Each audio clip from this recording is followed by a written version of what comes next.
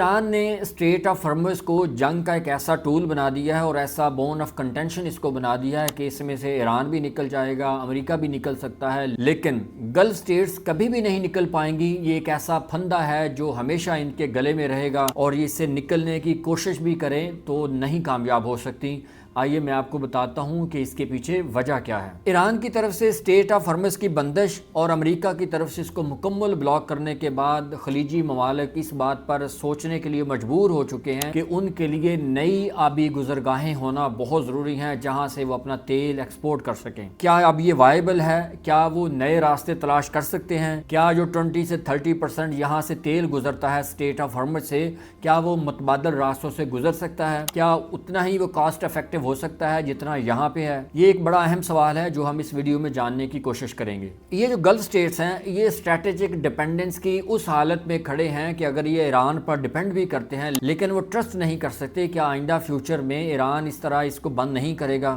کیونکہ ان کو پتہ چل گیا ہے کہ اگر ایران نے اسٹریٹ آف ہارمز کو بند کر دیا تو جو عالمی معیشت ہے وہ منٹوں میں زمین بوس ہو سکتی ہے۔ اب اسٹریٹ آف ہارمز کا آلٹرنیٹو کیا ہے؟ سعودی عرب اور یو اے ای کے پاس تو پھر بھی کچھ آپشنز ہیں، لیکن کویت، قطر اور بحرین ایسے ممالک ہیں جن کے پاس اسٹریٹ آف ہارمز کے علاوہ کوئی آپشن نہیں ہے۔ یہ تینوں ممالک مکمل طور پر اسٹریٹ آف ہارمز کے رحم و کرم پر ہی رہیں گے اور ایران جب چاہے اس کو بند کر سکتا ہے،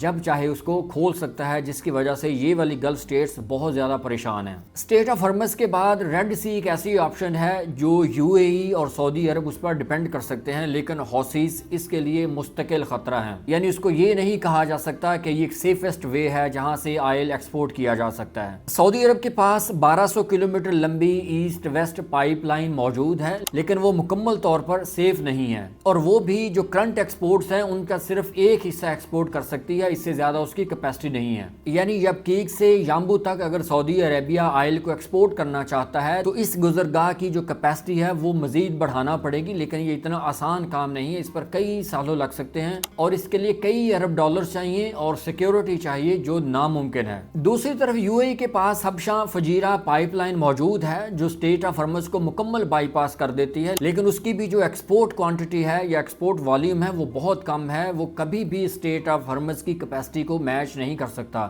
اور اس کے راستے میں سیکیورٹی کے بہت زیادہ ایشوز ہیں۔ اگر اس کی کیپیسٹی کو بڑھایا جائے تو کئی بلین ڈالرز خرچ کرنے پڑیں گے، کئی سال لگانے پڑیں گے، اس کے بعد اس کی کیپیسٹی اس لیول تک پہنچ سکتی ہے، لیکن سیکیورٹی کا ایشو وہیں کا وہیں رہے گا۔ اسٹریٹ آف ہارمز میں ایران کا کنٹرول ہے اور اس راستے میں حوثیز کا خطرہ ہمیشہ برقرار رہے گا، اور حوثیز مکمل طور پر ایران کے ساتھ ہیں کیونکہ ایران ہی ان کو سپورٹ کرتا ہے، ایران ہی ان کو ڈرون ٹیکنالوجی دیتا ہے، ایران ہی ان کو راکٹس دیتا ہے اور ایران ہی ان کو میزائل ٹیکنالوجی بھی دیتا ہے۔ اب کویت، قطر اور بحرین یہ تو مکمل طور پر street of harms per dependent ہیں، ان کے پاس اس کے علاوہ کوئی آپشن موجود نہیں ہے، لیکن اگر سعودی عربیہ اور یو اے ای کے پاس ایک لمیٹڈ آپشن موجود بھی ہے لیکن وہ وائبل نہیں ہو سکتی، وہ اسٹریٹ آف ہارمز کا آلٹرنیٹو نہیں ہو سکتی۔ اب یہ خلیجی ممالک چاہیں گے کہ ایسے روٹس بنا دیے جائیں، ایسا انفراسٹرکچر ڈیولپ کر دیا جائے کہ جہاں ایران سے پکی پکی جان چھوٹ جائے، لیکن ایسا ممکن نہیں ہے کیونکہ گلف کا، مڈل ایسٹ کا جغرافیہ ایسا ہے کہ اسٹریٹ آف ہارمز کی امپورٹنس کو کبھی بھی اگنور نہیں کیا جا سکتا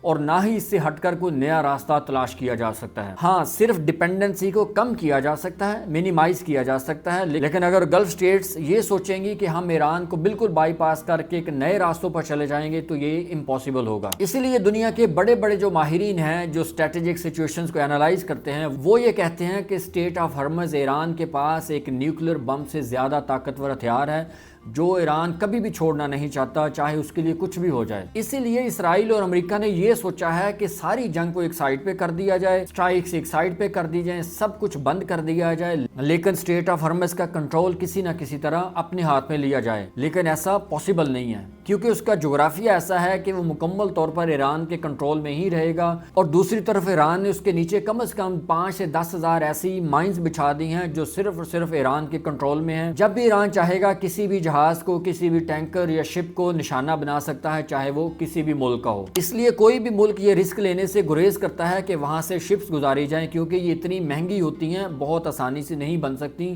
نہ ہی ہر ملک یہ بنا سکتا ہے۔ اس لیے میری نظر میں تو یہی ہے کہ یہ اسٹریٹ آف ہارمز ہرمز کبھی بھی جنگ کی صورتحال سے نہیں نکلے گا، ہمیشہ اس میں ٹینشن رہے گی، کیونکہ گلف سٹیٹس کے پاس اس کے علاوہ کوئی آپشن نہیں ہے۔ اور انٹرسٹنگلی ایران اور گلف سٹیٹس ایک پیج پر نہیں ہیں، ان کے تعلقات اچھے نہیں ہیں۔ ہاں، ہو سکتا ہے مستقبل قریب میں ان کے تعلقات اچھے ہو جائیں، لیکن اس کے باوجود یہ اسٹریٹ آف ہرمز پر ڈیپینڈنٹ رہیں گے۔